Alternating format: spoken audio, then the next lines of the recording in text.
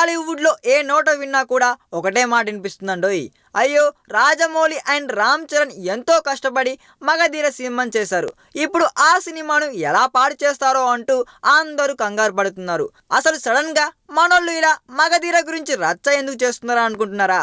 చెప్తాను వినండి. చాలా రోజుల క్రితం హీరో షాహిద్ కపూర్ మగధీర బాలీవుడ్ రీమేక్ లో నటిస్తున్నాడని వార్తలు వచ్చాయి. అయితే మనోడు మాత్రం అప్పట్లో నాకు అలాంటి ఉద్దేశం లేదంటూ కొట్టిపారేశాడు.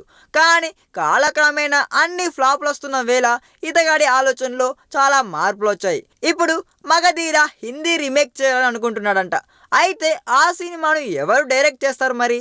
ఇంకెవరు, రీమేక్ రాజా అయిన ప్రభుదేవ ఉన్నాడుగా. పైగా మనోడు షాహిద్ కపూర్కి మంచి ఫ్రెండ్ కూడా.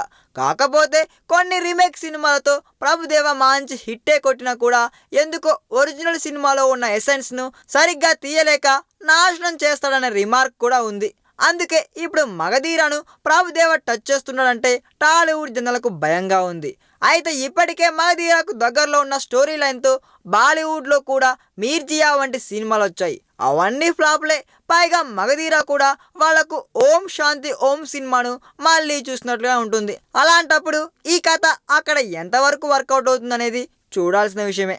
ఈ వీడియో మీకు నచ్చినట్లయితే సబ్స్క్రైబ్ చేయండి. ఫిలిమి స్టార్స్ బోలెడంత న్యూస్ బోల్డ్గా.